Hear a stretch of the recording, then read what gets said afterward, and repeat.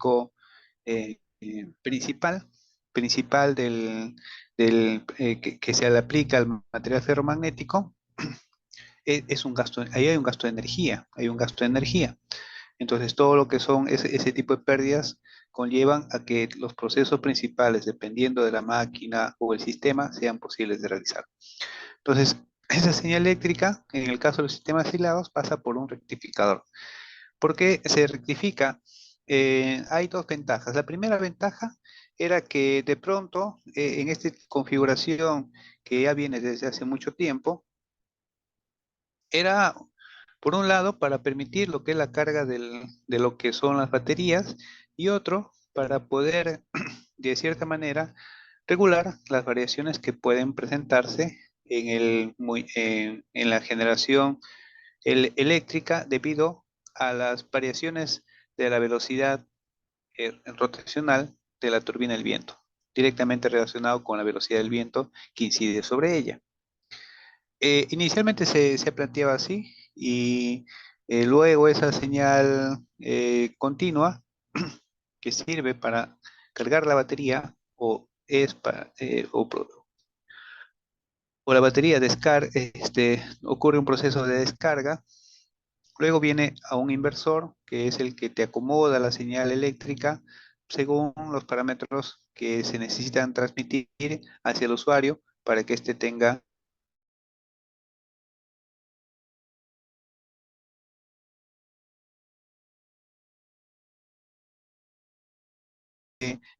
potencia que requiere para su consumo.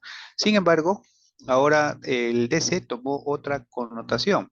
La ventaja de la DC, que lo vamos a ver en las siguientes diapositivas, perdón, no lo vamos a ver en las siguientes diapositivas, pero lo que les voy a decir eh, va a inducir cuál es la ventaja que se tiene en la corriente continua, es que teniendo el mismo conductor, el mismo conductor con una determinada de sección, área seccional, con corriente continua puedo llevar hasta el 40% más de energía eléctrica con el mismo conductor, ¿no?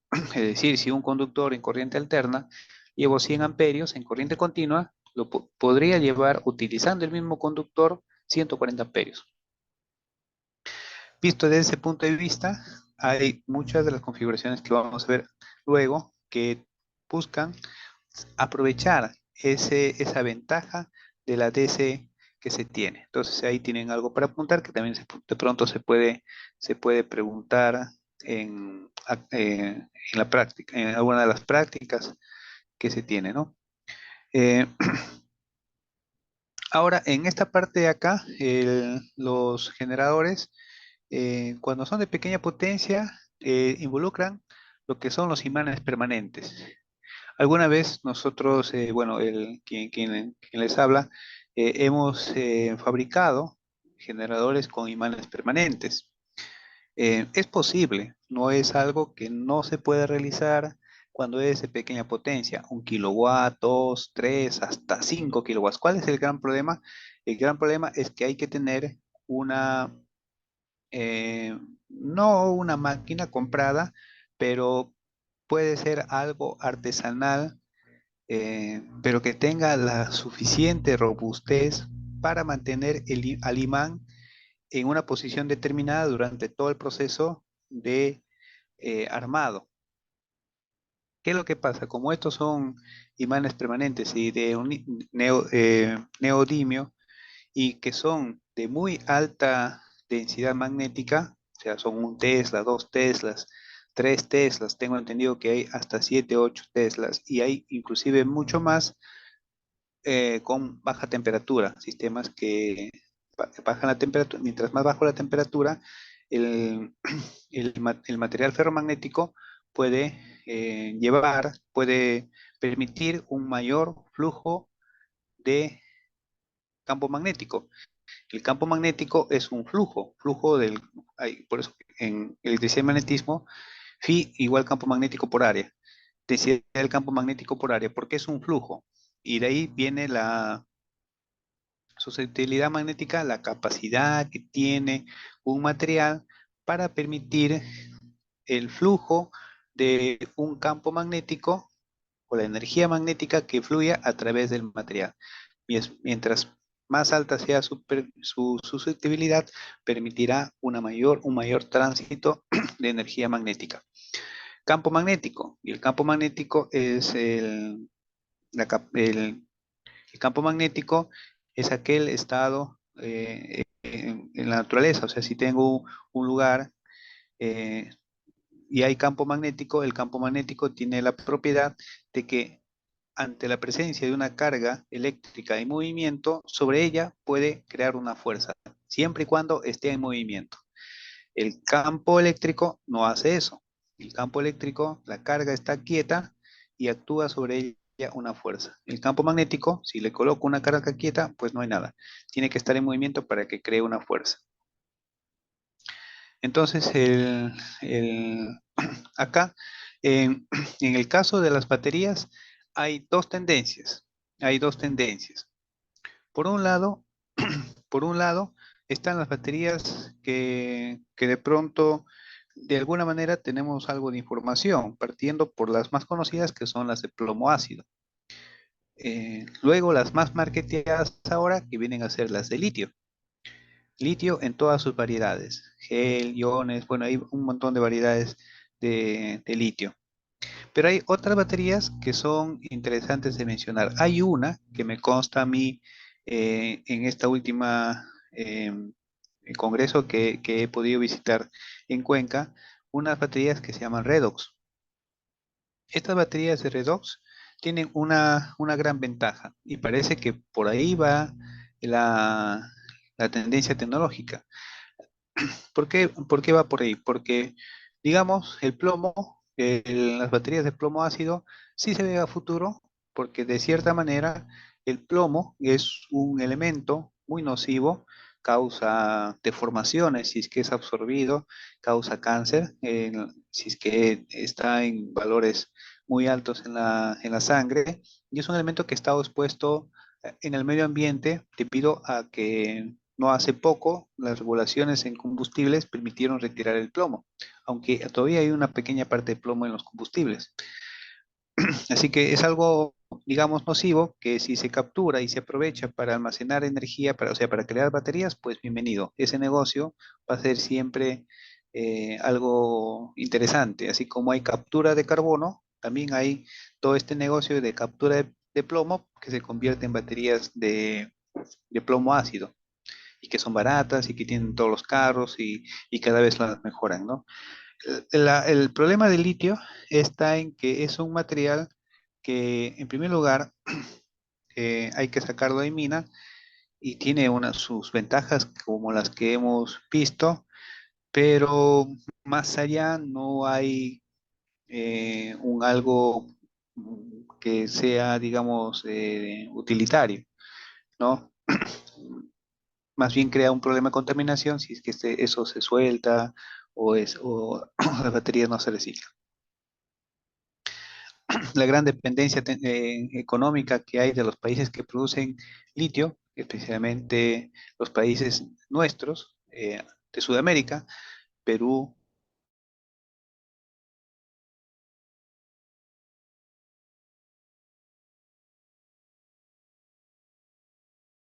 el de litio es muy bueno y que hay miles de millones de toneladas, alguien hubiera hace 2, 3 años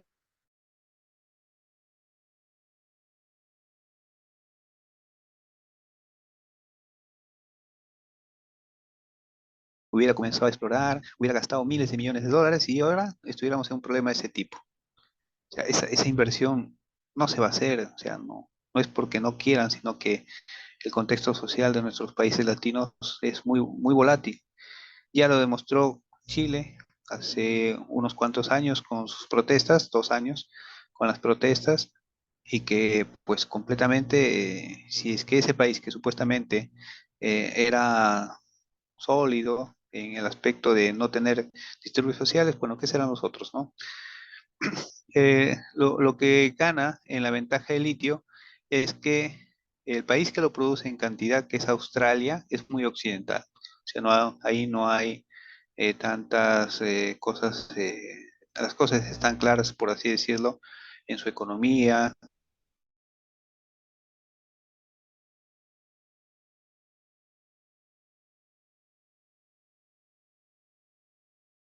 el mundo. Pero el litio igualmente sufre desgaste, es decir, las baterías pasan un determinado tiempo y ya no cumplen su trabajo. Eh, entonces ahí intervienen las baterías redox, cuyo régimen de trabajo hipotéticamente es ilimitado. Es decir, no hay tiempo, no hay vida útil. Su vida útil es infinita, ilimitado. Las, las veces que se cargue, se descargue, cargue, se descargue, todas las veces que se cargue o se descargue, siempre va a trabajar y no tiene envejecimiento. Entonces, para alguien que de pronto está en la industria eléctrica, eso es una solución interesante, ¿no? Imagínense pues que compremos un celular, digamos, ¿no? O la batería del vehículo, o las baterías que ahora de pronto con el tiempo van a ir a la casa para alimentar de energía, y solamente lo compremos una vez y nunca se van a desgastar, nunca van a sufrir de envejecimiento. Sería bastante eso, pero aún son grandes. Y la de 100 kilowatts más o menos era la mitad de un container de grande, o sea, más o menos unos 15 pies aproximadamente por una altura de aproximadamente 2,5 metros por 4 metros, 4 o 5 metros y unos 3 metros de ancho más o menos aproximadamente. Era 100 kilowatts. 100 kilowatts y bueno, eso es lo que vimos en la transmisión que hicimos en ese momento de la Laboratorio de Microredes de Cuenca. Y la otra cosa en lo que son las baterías vienen a ser lo que es la familia de condensadores, especialmente la de supercondensadores. Los supercondensadores sirven para suministrar energía, una gran cantidad de potencia en un tiempo pequeño, en un tiempo pequeño. Por ejemplo, los supercondensadores que estaban en la Universidad de Cuenca,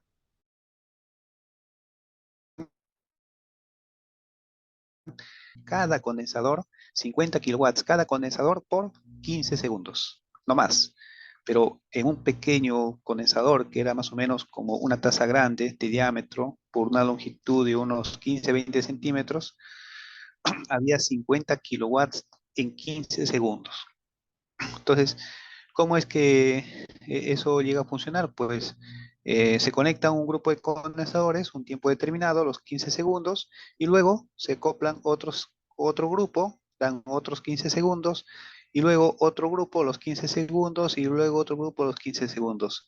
En cada uno de esos intercambios entran a tallar unos condensadores adicionales para que ese tránsito entre condensadores y condensadores que ocurre en una cuestión de fracción de segundo, suplen con la energía de tal manera que la señal no se vea perturbada.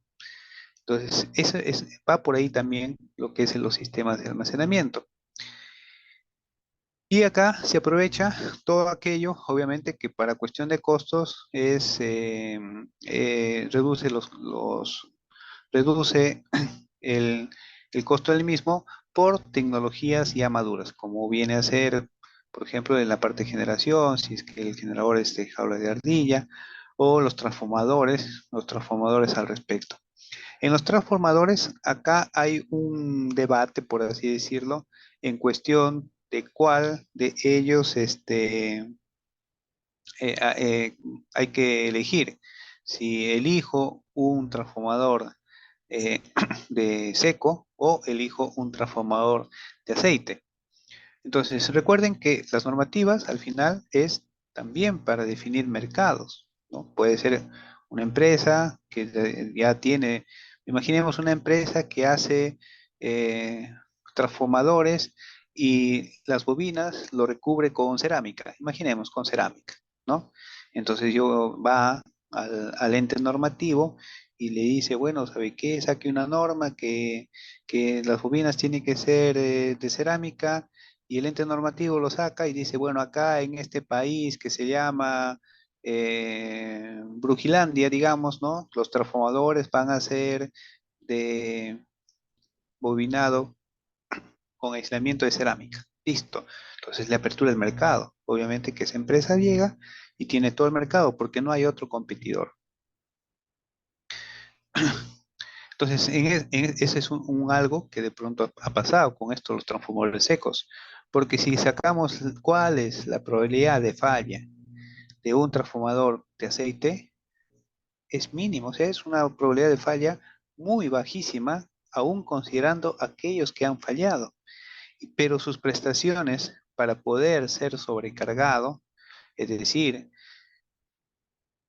hacer circular una mayor cantidad de aceite, digamos, por las partes calientes para retirar una mayor cantidad de, de calor, digamos, de energía térmica que provienen de las pérdidas, pues es mucho mejor, ¿no? Otra cosa es adicional ya a los fabricantes, que acá en el Perú la normativa no es tan exigente como la es en Europa o en Estados Unidos en la calidad de los materiales y las pruebas que se tienen que tener. Y además que nosotros estamos regulados por que gana quien menos, menos cuesta. O sea, si hacemos una licitación y queremos comprar un transformador, no va a ganar el que tiene una fabricación DIN o UL o una certificación de ese tipo, ¿no? Va a ganar el que tiene, el que ofrece menor precio. Va a ofrecer menor precio porque en la especificación técnica mínimo se tienen que presentar tres. No podemos apostar por alguien que sea de una calidad alta porque no habría otro que compite. Y por lo tanto, tenemos que bajar para poder cumplir con la norma que dice que tiene que haber tres postores, porque si solamente escogemos una marca muy buena, excelente, puede trabajar 100, 200 años sin falla, pero no hay otro más que le compita y por lo tanto hay el inconveniente. Entonces, en los sistemas hilados, esta es la configuración típica y en la parte de control, eso va a ir poco yendo hacia la modernización, hacia lo que es los conceptos smart. Los conceptos smart, que es lo que es inteligente, obviamente que eso eh, tiene un significado de que estos puedan ser inteligentes en la similitud que lo hace los seres vivos, especialmente nosotros los humanos, en la que nosotros también tenemos tres etapas, por así decirlo, ¿no? Está un cerebro primitivo, un cerebro mamífero y un cerebro racional. El cerebro es la parte inteligente. Entonces, en la parte primitiva o en el cerebro reptiliano, imaginemos que está funcionando nuestro sistema aislado y ahí hay protección eléctrica involucrada y si es que esa protección eléctrica detecta una sobrecorriente o una sobretensión, ¡pac!, se dispara. Entonces, acción, reacción. No pensó, no dijo, a ver, ¿por qué será? ¿No? Simplemente detecta y dispara. Entonces, eso en nuestra vida diaria, por ejemplo, en la mañana hemos tenido un sismo, ¿no? En la mañana ha habido un sismo y por lo tanto, en el momento que hubo el sismo, el momento que hubo el sismo, no lo pensamos, ¿no? Salimos disparados de la cama los que nos dimos cuenta que había sismo, salimos en la cama, salimos de la cama disparados y esperamos, bueno, salimos de la cama disparados buscando de frente a la puerta, no lo pensamos, no dijimos a ver qué es lo que dice IGP, simplemente disparamos, salimos disparados. Entonces, es un mecanismo natural que nosotros tenemos de acción y reacción, no lo pensamos. En el otro, eh, en la siguiente etapa está, como por ejemplo, se ponen a trabajar los diferentes componentes de este sistema aislado y hay un control de cargas de baterías que tiene una conexión entre la parte del aparataje y el estado de la batería y quizás en un sistema un poco más avanzado puede haber un SCADA. El SCADA recibe información y si comienza a detectar alguna anomalía, comienza a conversar, a conversar con los diferentes componentes de la red sobre el cual puede de pronto crear una alternativa de solución a a esa falla que se va a presentar o que se ha presentado. Es lo que pasa, por ejemplo, en el sistema eléctrico nacional. En el sistema eléctrico nacional, de pronto se presentan líneas sobrecargadas y eso se ve en la pantalla del COES, o de pronto algo que se presentó de manera imprevista y se aperturó una línea. Entonces las computadoras junto con los programadores comienzan a conversar, a evaluar con los diferentes componentes, las centrales de generación, etcétera, y reconfiguran el sistema eléctrico para atender para atender a los usuarios, a los clientes, ¿no? A los clientes. Esa reconfiguración es en base a lo que tengo de instalado en, en el sistema aislado o si quieren en un sistema más grande. Igualmente nosotros somos así, hacemos mancha para, por ejemplo, un partido de fútbol o estamos en la universidad, hacemos camaradería. Si, por ejemplo, salimos a- a hacer alguna manifestación social como los que se ven en la televisión, ¿no? Todo lo hacen en base a lo que tienen eh, a la mano y con eso actúan, ¿no? O sea, pero todos están tanto a favor como en contra, pero hacen mancha. Igual como cuando uno se va al mundial y ve las barras de Argentina o de Croacia, etcétera, todos se sienten, hay algo que de pronto les hace que todos participen de esa barra, de ese grupo, que se integren y lo que tienen a la mano es lo que pueden aprovechar al respecto. Pero la otra parte es la parte racional que tenemos, que frente a un nuevo problema encontramos una nueva solución, creamos una nueva herramienta. Creamos una nueva herramienta significa creamos un hardware, creamos una pieza o también desarrollamos alguna técnica para evaluarlo mejor, o sea, un código de computadora, un, en base a los datos que voy recibiendo, de pronto me digo, bueno, yo lo estoy haciendo, estoy recibiendo datos de producción de velocidad del viento del aerogenerador.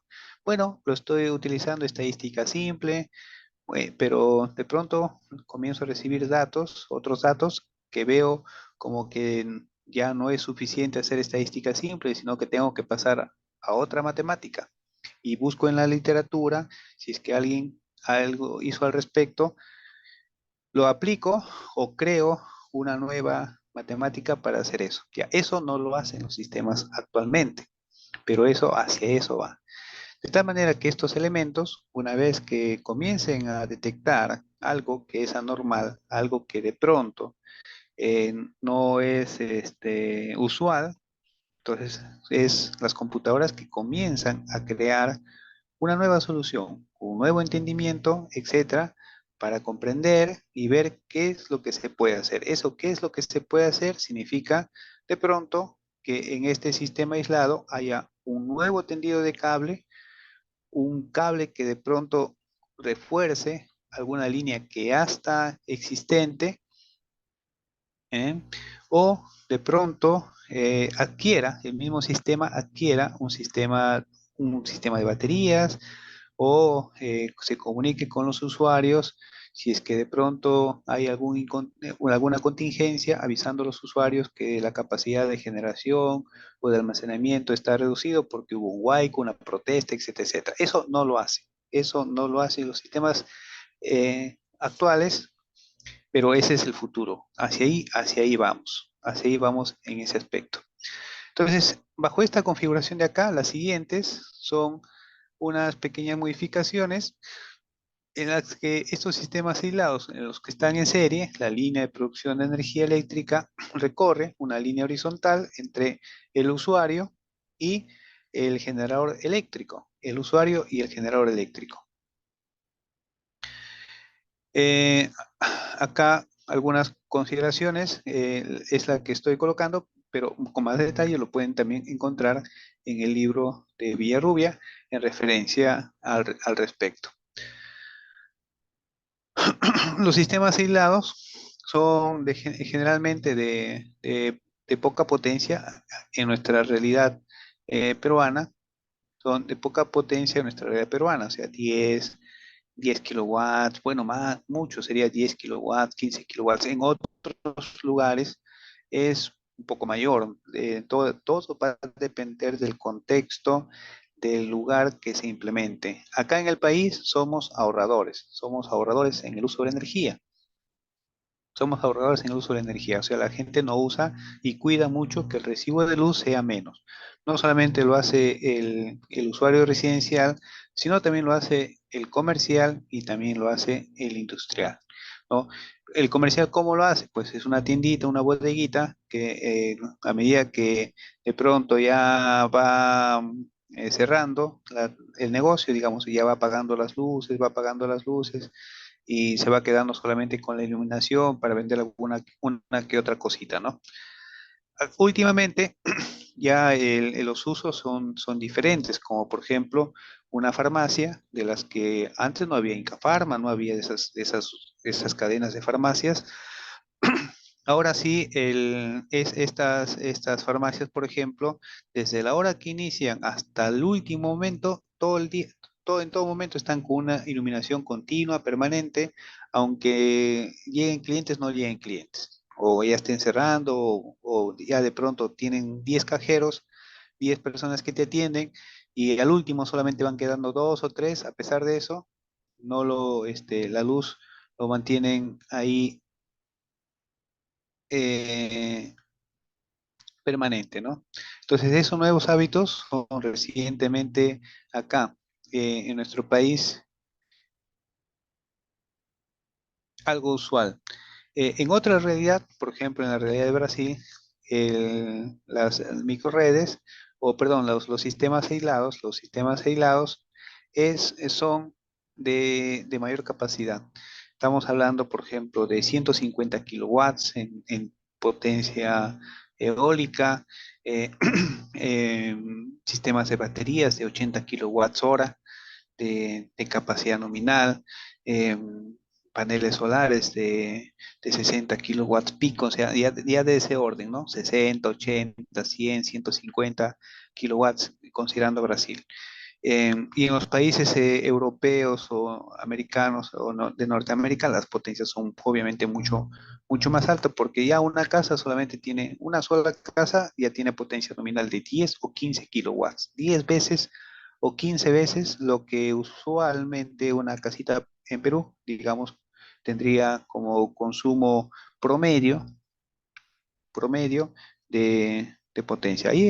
Apunten, por favor, si no revisan los videos, porque de esto de acá van a venir varias preguntitas al respecto. Acá están los sistemas aislados en modo paralelo, en que la adecuación de la señal eléctrica se hace a través de un conjunto rectificador inversor, pero en forma paralela a la vía principal de tránsito de la energía eléctrica. Esto va fuertemente, eh, es fuertemente parecido o similar, si lo podemos decir, a lo que son los aerogeneradores doblemente alimentados que el profesor Mauro eh, ha estado mencionando anteriormente, ha estado mencionando en clases anteriores.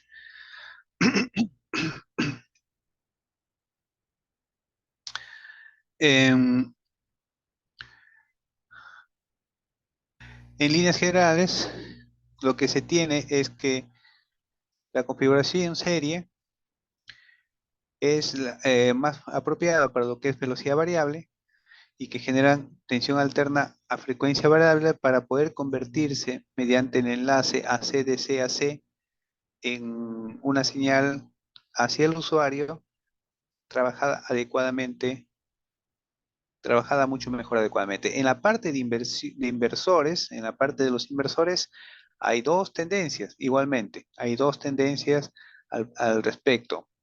Una es aquella que se llama PWM, que si no me equivoco también se ha mencionado en clase, PWM, que es la modulación de ancho de pulso.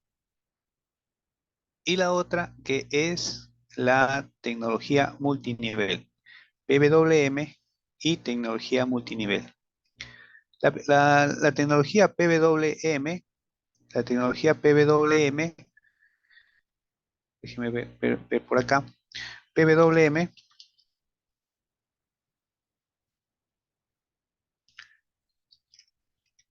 PWM, imágenes,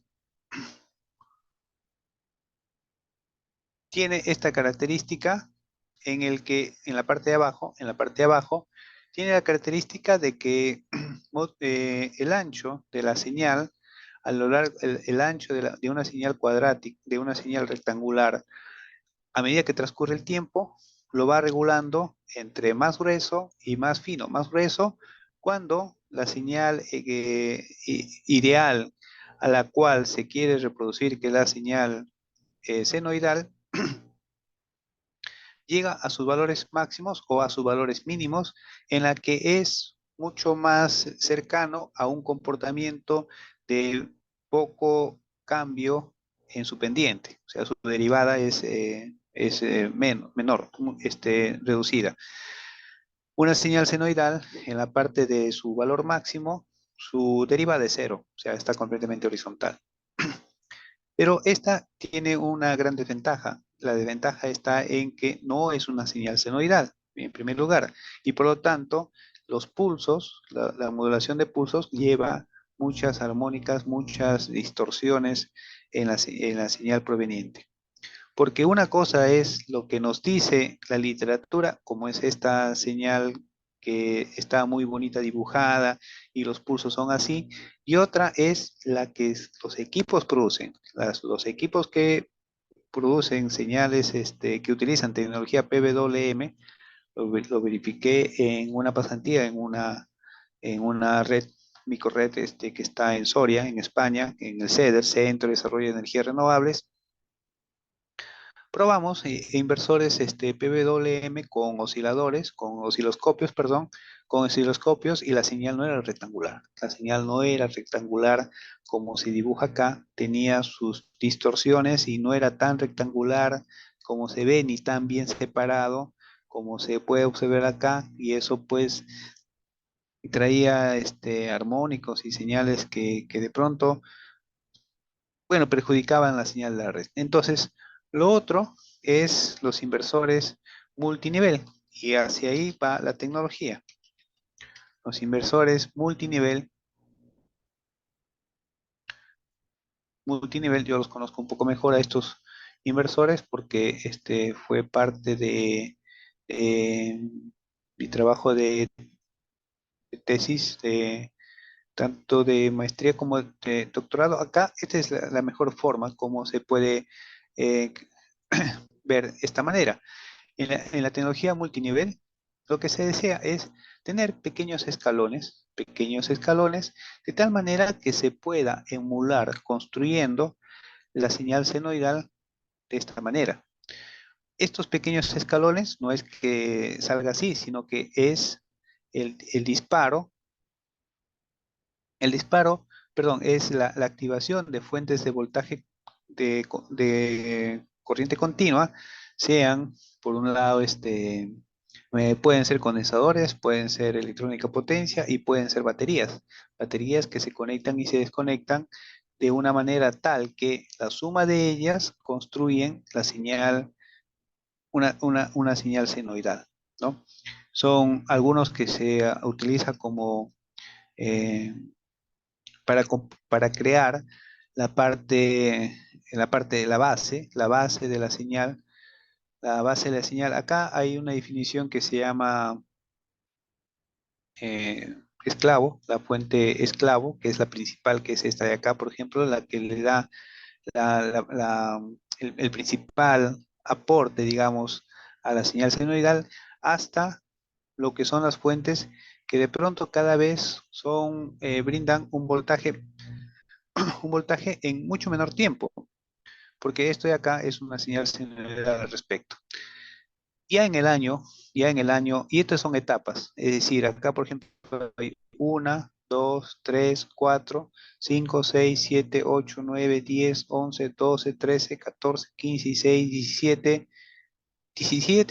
18 etapas, ¿ya? 17 o 18 escalinatas que hay acá para crear esta onda senoidal. Pero ya en el año 2011 reportado, perdón, en el año 2011, yo consultaba una información que había sido publicado como 5 años antes, es decir, hace unos 15 años más o menos, ya había inversores que tenían 91 etapas. 91 etapas, o sea, estas etapas mucho más finito y mucho más pegado a la señal senoidal, mucho más coincidente con la señal senoidal. Y por lo tanto, ¿cuál es la ventaja? Que yo puedo fabricar una señal senoidal tan perfectamente, tan perfectamente, es decir, tan cercana al comportamiento ideal, mucho mejor, de mucha mejor calidad de la que de pronto sale del generador eléctrico asíncrono que se tiene colocado ahí. En la parte de paralelo, esta parte paralelo no es tan usual, mis estimados, porque los generadores son de velocidad constante y los aerogeneradores de velocidad constante son aquellos que tienen en relación a los de velocidad variable mucho más masa. Y si tiene mucha más masa, el costo del mismo, obviamente, por requerir una mayor cantidad de material para su fabricación, traslado, instalación, izado, etcétera, pues va a ser más costoso. Pero aún así, de pronto puede ser que se tenga, pero es la configuración paralelo la que se utiliza en este caso. El tiempo ha pasado un poquito rápido en esta parte de acá, y acá tengo los sistemas híbridos que viene a ser la combinación y lo que yo les estaba comentando. El consumo en este lado izquierdo, digamos A, es en corriente alterna, y en el otro lado B es en corriente alterna y consumo en corriente continua. En consumo en corriente continua. Pero cuando el sistema aislado, esta línea que está acá, no lo menciona acá, pero acá este es un bus, es decir, la línea, el- la parte del sistema eléctrico que conecta las fuentes los, con las cargas, en inglés le llaman bus, en inglés se llama bus. Este de acá eh, tiene dos formas como realizarse, ¿no? Uno es que netamente sea corriente alterna, para lo cual solamente el aerogenerador se conecta hacia este bus con algún elemento de electrónica potencia que lo permita adecuar la señal eléctrica del aerogenerador a a la calidad que se requiere por parte de los usuarios, y los paneles y las baterías tienen su inversor al respecto. En cuanto a los inversores, por ejemplo, acá yo tengo dos inversores en paralelo. Resulta que la tecnología ha avanzado tal y la normativa también ha progresado de tal manera que los inversores pueden comunicarse entre ellos y coordinar el funcionamiento entre los mismos. Porque recordemos de que si yo tengo dos generadores eléctricos, dos grupos electrógenos, por ejemplo, estos para que puedan trabajar con la red tienen que ser síncronos, es decir, girar a la misma frecuencia. Entonces ya no tenemos eso, lo que tenemos acá son paneles solares y baterías, y por lo tanto estos dos inversores tienen que ponerse de acuerdo para trabajar de manera eh, en sincronismo con lo que da la red eléctrica. Pero acá entra a tallar una nueva técnica que tiene que ver, que se llama lo que llama es el control drop. Control drop, tranquilo apunta. El control drop. El control drop, ¿qué es lo que hace? ¿O qué es lo que hace? En vez de que estos dos inversores reporten a un sistema de control y el sistema de control constantemente les esté monitoreando, chequeando, que giren a la misma velocidad, los inversores, estos elementos, miden las condiciones locales del punto de conexión, especialmente voltaje y frecuencia, y en base a ese voltaje y frecuencia ellos deciden cómo operar, cómo operar. Entonces ya es una gran ventaja. Que ya no necesito un sistema de control que constantemente esté monitoreando los dos. Ellos ven, toman lectura del punto de conexión y en base a eso se ponen a operar. Pero al costado hay otra persona que también está trabajando. Perdón, hay otro inversor que está trabajando. Entonces pueden entablar una conversación entre ellos a modo de diálogo, por así decirlo, eh, para poder trabajar en conjunto. O sea, si lo vemos desde el comportamiento humano, acá habría de pronto una persona que empuja esta barra y otra persona que es la batería que empuja esta barra. Pero en vez de que conversen entre ellos, hay un jefe que está que les dice qué es lo que tiene que hacer, ¿no? Ellos no conversan entre ellos, sino a lo que diga la voz del patrón. Entonces, acá, pero si eso se sigue implementando en los sistemas eléctricos, en los híbridos, por ejemplo, y siendo miles de miles, incrementa el costo de tener un patrón, digamos, un control eh, para todos ellos. Entonces, lo que hace son dos personas que empujan a la barra y entre ellas se van diciendo, ¿no? ¿Te cansaste? Por si acaso, no dejes ambos están remando, empujando el mismo bote con sus remos, ¿no? Y uno flaquea, el otro le dice, no flaquees, tienes que igualmente remar al mismo ritmo que yo estoy remando, ¿no? Así, una conversación así, de ese tipo coloquial. Entonces, los inversores tienen una comunicación entre ellos de intercambio de información en modo de compartir datos a fin de que puedan trabajar de manera sincronizada.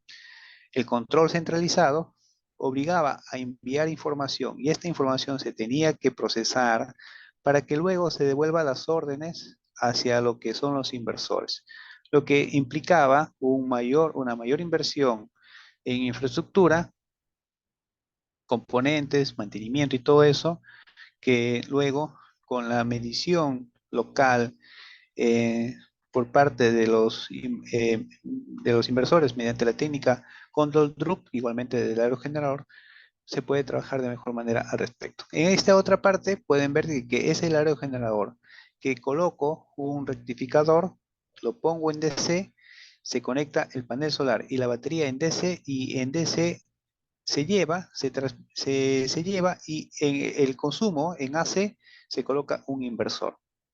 La distribución tiende a que sea en DC por varias ventajas. Una de las ventajas, como les comenté, 40% más de energía eléctrica puedo llevar por el mismo conductor. Entonces, estos sistemas híbridos aislados que están ubicados especialmente en los lugares con muy poca población, serían muy buenos porque todo hace apuntar de que la población va a crecer en la cantidad de personas. Entonces, en una infraestructura eléctrica que está muy lejana, en la cual ya es difícil llevar materiales o algo así, dejar una capacidad instalada que pueda incrementarse en el tiempo hasta un 40% más, solamente con ponerle en modo TC, ayudaría en la rápida adaptación del sistema híbrido a las nuevas cargas que pueden provenir de un incremento de población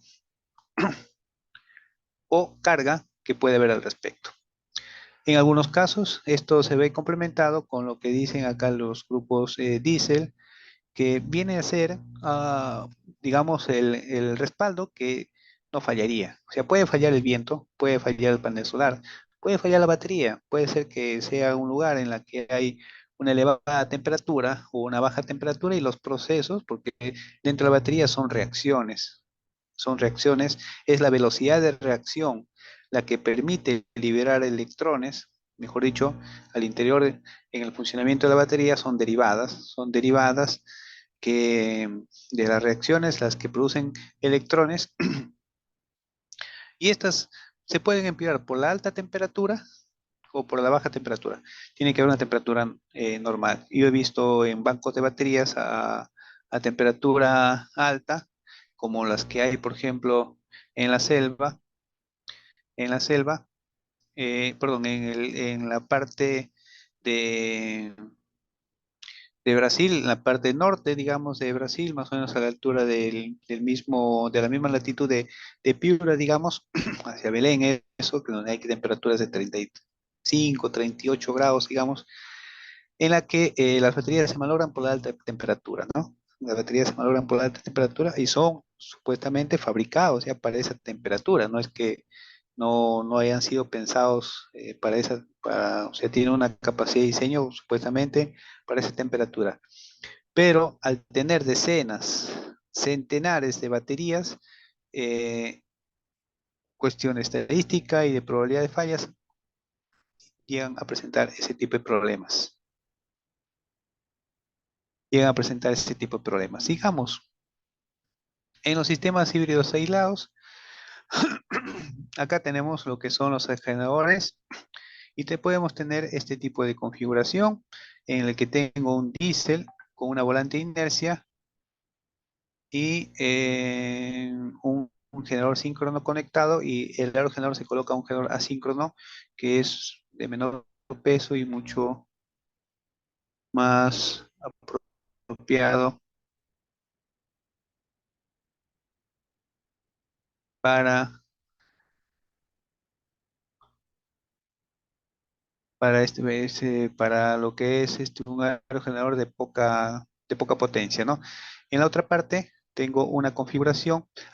¿Por qué hay diferentes configuraciones? En primer lugar, porque no existe aún un estándar al respecto. No existe un estándar al respecto. Entonces, diferentes usuarios, diferentes fabricantes crean sus propias configuraciones y las prueban. Muchas son proyectos demostrativos, otros son productos terminados en base a la experiencia, pero todavía no hay un algo que se sintetice todo eso. Pero, ¿por qué? Y todo parece que no va a haber algo que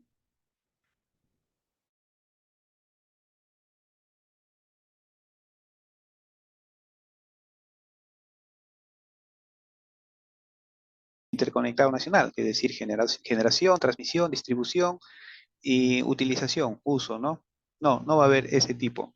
Lo que sí va a haber es un conjunto de tecnologías que tenga que ver con la generación en base a lectura en el punto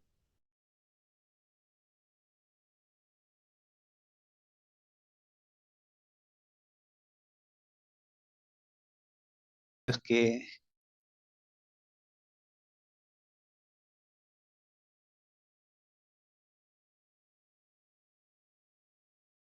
protección eléctrica, por ejemplo, porque ya no vamos a tener sistemas tipo árbol, sino vamos a tener sistemas anulares, o de pronto a cualquiera que se le ocurre hacer una configuración de esas que nadie se le ocurre, eh, anular, por otro lado, rama, o lo principal, que sea el mismo sistema eléctrico el que crea una propia configuración.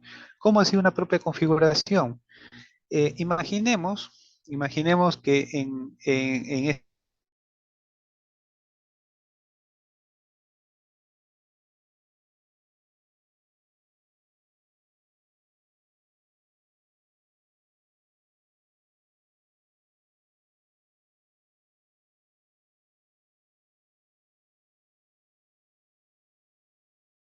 comunicaciones, la fibra óptica, el gas, el desagüe, la electricidad, perdón, el desagüe y el agua, ¿no? Va a haber otro más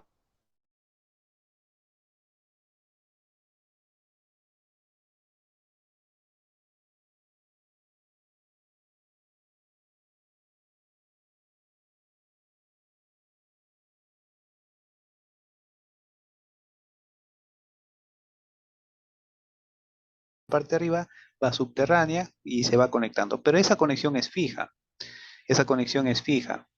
Sin embargo, más adelante, esa conexión va a ser flexible, en el que el sistema, al detectar que necesito alimentar o una carga o se presentó una nueva carga o pasó una falla en una carga, enviará un robot winchero, por así decirle, un robot que arrastre un cable y lleve energía a ese lugar. ¿Cómo lo hace eso? ¿Quién lo hace eso? Nuestro cuerpo, como por ejemplo cuando tenemos un chancón o cuando hacemos una herida, se abre, se corta y luego cuando se cicatriza, las venitas y las arterias abren camino, hacen nuevamente camino, los nervios hacen nuevamente camino para seguir alimentando a esa parte que se ha cortado de nuestro cuerpo. Sistemas eléctricos asistidos son los que reciben apoyo de la red eléctrica como un respaldo, pero en esta parte de acá, este respaldo tiene que ser el mínimo necesario. Es como decir, todo lo que pueda producir de las fuentes de generación internas en base a fuentes renovables, todo eso tiene prioridad de despacho, de inyección. Si es que esas fotovoltaicas, esas eólicas, esas biomasas, etcétera, no pueden, el segundo que entra a tallar es el almacenamiento de la energía bajo la condición de que esté en plena carga para que la batería tenga su ciclo regular de carga y descarga, excepto en la redox en la que no nos interesa porque su tiempo de vida es ilimitado. Y luego, como un último.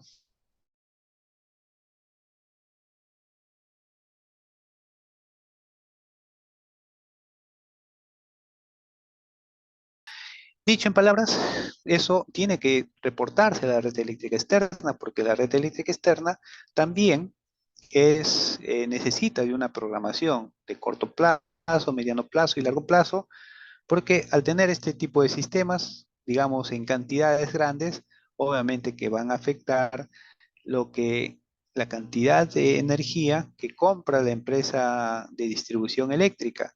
Y la empresa de distribución eléctrica compra energía a una empresa que transmite, que es parte del sistema de transmisión y que proviene de generadoras. Entonces, hay una cadena, digamos, una secuencia de cómo es que afecta desde el usuario hasta la generación. Y a pesar de que de pronto acá interviene mucho de lo que son fuentes renovables, con componentes un poco impredecibles como es el viento y el sol, de alguna manera la ingeniería tiene que sacar tendencia de ello para que la programación de la red eléctrica de la cual se apoya eh, sea posible de planificar. ¿Quién ayuda al respecto? Ayuda muchísimo lo que son los sistemas de almacenamiento que cada vez mejoran muchísimo.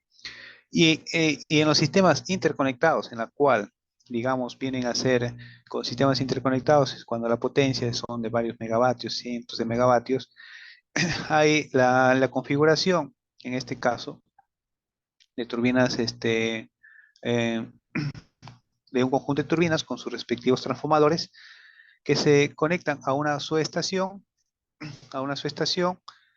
Esto es su estación marina, acá está, se ha equivocado, esto es una offshore en el mar, una subestación offshore mediante un cable de alta tensión eh, que va hacia una subestación onshore y se conecta a un sistema interconectado. Con sistemas interconectados se refieren a sistemas eléctricos de potencia o a lo que es el CI. Acá en el país no existe todavía una central eólica en el mar y es un interesante tema a que se pueda desarrollar. Ahora, en este tipo de configuración, acá pueden ver que cada turbina tiene un transformador, especialmente en aquellos que son en el mar. Ese turbina ya lo eleva a una tensión alta, digamos, a fin de que el conductor sea más liviano. Si es que yo elevo la tendencia, la cantidad de corriente es menor, el metal es menos y por lo tanto eh, el peso va involucrado por los materiales que protegen, aíslan al conductor tanto en la parte de protección eléctrica como protección hacia los medios externos, ¿no?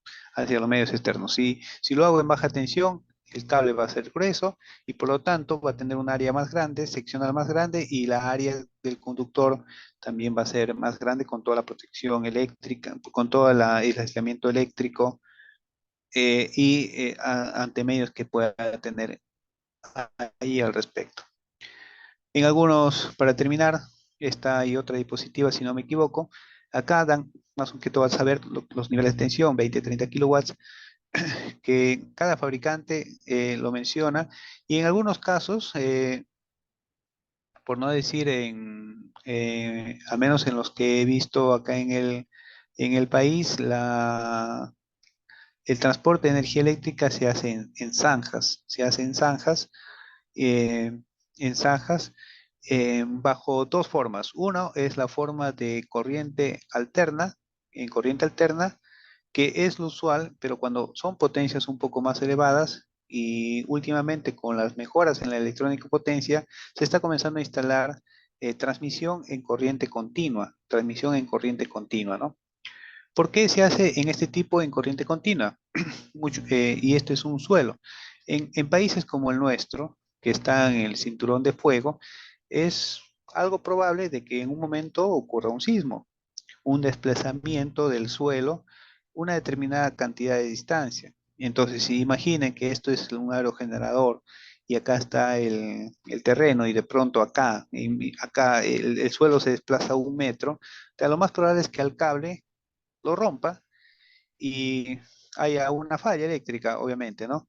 La ventaja de la corriente continua es que siempre está un voltaje determinado, ¿no? 500 voltios, 1000 voltios, 2000 voltios en corriente continua. Y si el instrumento, el voltímetro, mide cero, es porque hay un cortocircuito. Ya, de frente, es más fácil detectar el cortocircuito en corriente continua. Por eso que en grandes cantidades de paneles de aerogeneradores se utiliza transmisión HVDC, alta tensión en corriente continua, HVDC. Aparte que permite aprovechar mejor el conductor, la detección del cortocircuito es mucho más fácil en corriente continua. Los aerogeneradores se agrupan en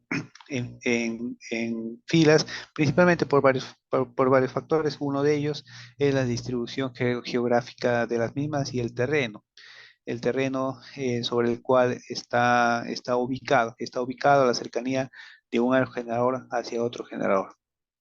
Hay sistemas de transmisión, perdón, hay lo que son las subestaciones, los transformadores y los patios de llaves. Esta última figura, que vienen a ser tres figuras que lo van a encontrar en el libro, son tres tipos diferentes de configuración que les estoy colocando acá, que son diferentes a los anteriores. Y como les comento, acá no hay algo estipulado, es como la industria creció tan rápido, esta creció tan rápido prácticamente desde la época del 70, de la crisis del 70 y ya con una mayor velocidad, digamos, en la época de los 80, año 1985, si lo quieren tener en consideración, pues no es hace no mucho, o sea, estamos hablando de 35 años o por ahí, 35 años por ahí en que la industria se ha ido incrementando rápidamente. En un inicio, cada fabricante hacía a su modo, de tal manera que no había pues eh, piezas, es decir, componentes que se puedan intercambiar, ¿no? Si alguien desarrollaba, por ejemplo, un controlador, un control, o un rectificador, un inversor, etcétera, tenía que ser para Siemens, otro diferente tenía que ser para Gamesa, otro diferente tenía que ser para Vestas, ¿no? A pesar, a pesar de los esfuerzos por parte de las entidades normativas, ahora aún queda mucho camino todavía por recorrer. Algunas cosas sí se han mejorado, como la estandarización un poco de la electrónica potencia en cuanto a inversores y rectificadores, y por lo tanto, un mismo banco de tiristores puede servir, digamos, para diferentes fabricantes armados en módulos, que es la forma como se tiene ahora, ¿no? En módulos, es decir, un módulo es para 10 kilovolt ampere y 100 megavatios. Si necesito el doble voltaje, pues colocábamos dos en serie y tenía ahí para 20 kilovolt ampere y 10 megavatios, digamos, ¿no? Y si necesito 30 kilovolt, 3, y así se podía, en base a módulos, conectar en serie o en paralelo al respecto.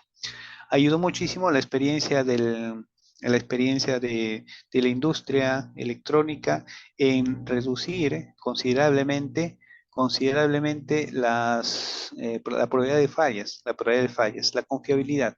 La confiabilidad de tal manera que ese es uno de los grandes soportes que tiene la industria eléctrica y en especial de la generación eólica para que ésta tenga la presencia actual y la perspectiva futuro que se observa en todas las agencias internacionales de energía que visualizan este fenómeno. Acá las configuraciones son de media tensión, un centro de transformación, guiarse principalmente de lo que son los niveles de tensión en 20 kilovoltios, 20 kilovoltios, 20 kilovoltios que se tienen en algunos tipos de configuraciones. Pues bien, esto es lo que les quería comentar en esta parte de lo que son parques eólicos, de los parques eólicos, a que tengan en consideración, profesor Mauro, le cedo la palabra.